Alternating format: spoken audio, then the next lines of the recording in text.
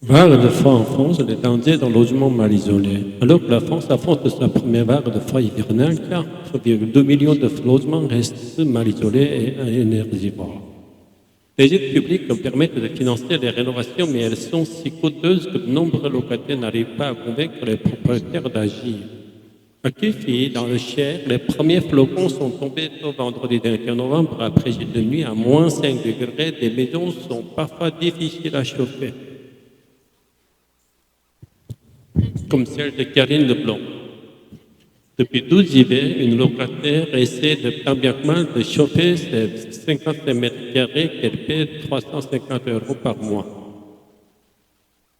Quand on a des températures comme la nuit dernière à moins 6, ça descend très très vite.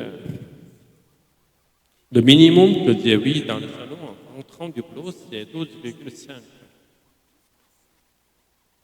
Ça me donne la boule au ventre. Son logement disposait de bioradiateurs. Karine Leblanc les a retirés cette année car sa facture flambait jusqu'à 640 € de rattrapage.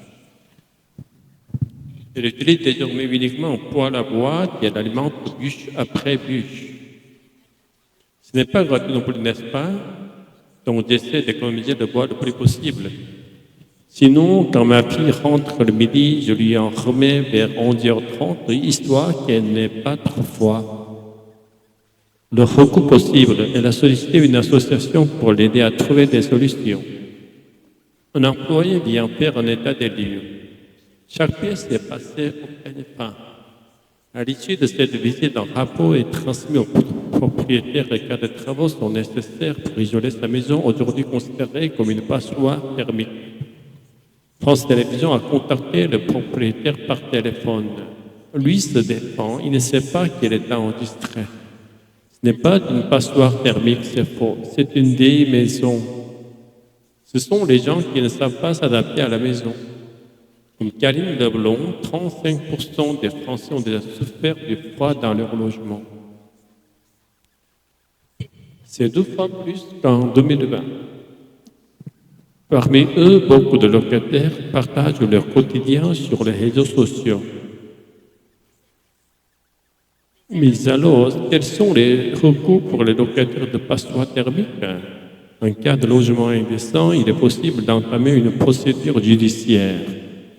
Le juge d'instruction, s'il reconnaît la responsabilité du propriétaire, pourrait soit lui demander de baisser les loyers, soit de compenser les préjudices suivis par le locataire, soit imposer des obligations de travaux, assure Audrey Maury, chargé de mission, parc locatif à la Fédération Solidaire. Une procédure longue est trop peu utilisée, selon lui, par des locataires confrontés à un marché locatif tendu. En France, 12 millions de personnes souffrent de précarité énergétique.